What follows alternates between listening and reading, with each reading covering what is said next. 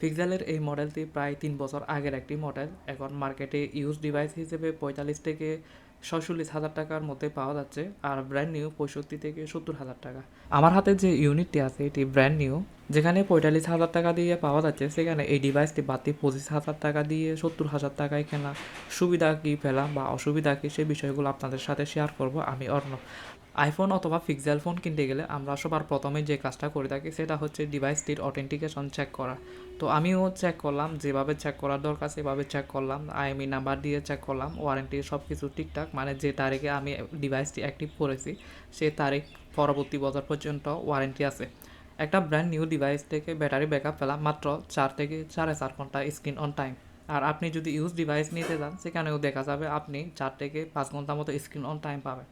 তবে গেমিং তারপর ক্যামেরা ব্যবহার না করলে কিন্তু ব্যাকআপটা আরও একটু বেশি পাবেন, ৫ থেকে ৬ ঘন্টা পাবেন প্রায় ৭০% চার্জ দিয়ে।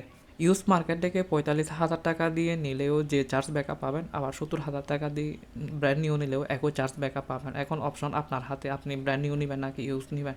আর ইউজ নিলে একটা বিষয় মাথায় রাখবেন, পিক্সেল 8 প্রো এই মডেলটি মেড ইন চায়না, আর একটা হচ্ছে মেড ইন ভিয়েতনাম পাওয়া যায়। তো চেষ্টা করবেন ভিয়েতনামটা নেওয়ার। আসলে আমার ইউনিটে ব্যাটারি ত্রুটি ছিল নাকি পিক্সেল 8 প্রো যে সকল ইউনিট আছে সবগুলোতে একই অবস্থা জানা নেই। আর ইউটিউবে দেখলাম তারাও টেনে টুনে ৫ থেকে ৬ ঘন্টা ব্যাকআপ পেয়েছে।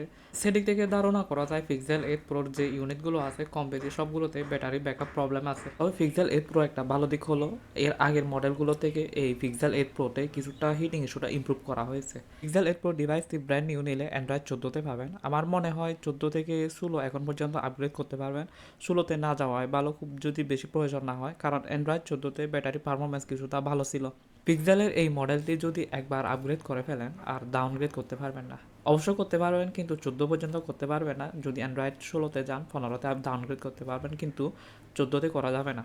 সব কিছু অ্যানালাইসিস করে যদি বলি, আমি বাড়তি ২৫,০০০ টাকা দিয়ে ব্র্যান্ড নিউ নিয়ে শুধু একটা বক্স পেয়েছি আর একটা চার্জিং কেবল, ওটিজি কেবল। এর বাইরে পারফরমেন্সের ক্ষেত্রে কোনো পার্থক্যই নেই। আপনি যদি ইউজ মার্কেট থেকে একটু ভালো মতো অথেন্টিক ডিভাইস নিয়ে থাকেন তাহলে সেটাই বেস্ট। আপনার প্রায় ২৪,০০০ টাকা সেভ হচ্ছে। একটা কেবল আপনার ৬০০ টাকা আর ওটিজি কেবল একটা ১০০ টাকা, ৭০০ টাকা, প্রায় ৪৬ মতো বাড়তি ২৪,০০০ টাকা আপনার সেভ হচ্ছে। আজকে এই পর্যন্ত। আপনাদের যদি কোনো আরও প্রশ্ন থাকে অবশ্যই কমেন্ট করে জানাবেন। কথা হবে পরবর্তী ভিডিওতে। সে পর্যন্ত সবাই ভালো থাকুন, সুস্থ থাকুন।